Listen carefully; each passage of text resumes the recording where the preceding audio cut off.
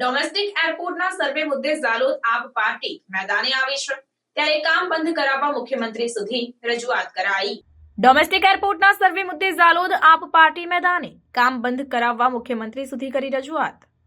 Domestic એરપોર્ટની કામગીરી ઝાલોદ તાલુકામાં કરવામાં આવનાર છે, જેનો હાલ ઝાલોદ તાલુકાના ગુલતોરા, શારદા, ટાઢાગોડા, છાયણ આમ કુલ 4 ગામના રહીશો દ્વારા વિરોધ કરવામાં આવ્યો છે। છતાં ત્યાંની જંગલની જમીનમાં સર્વે કરીને કામ કરવાના ઈરાદાએ ભવિષ્યમાં ત્યાંના સ્થાનિક લોકોની જમીન એરપોર્ટનો વિકાસ કરીને પચાવી પાડવાની ભીતિ સેવાઈ રહી છે। આજે ઝાલોદ આમ આદમી પાર્ટી દ્વારા આવેદનપત્ર પાઠવીને મુખ્યમંત્રીને રજૂઆત કરી રહ્યા છે કે ઝાલોદ તાલુકાની અંદર જે 4 ગામડાની અંદર જે ડોમેસ્ટિક એરપોર્ટ સરકાર દ્વારા જે ફાળવવામાં આવ્યું છે એનું કામ બંધ કરવામાં આવે।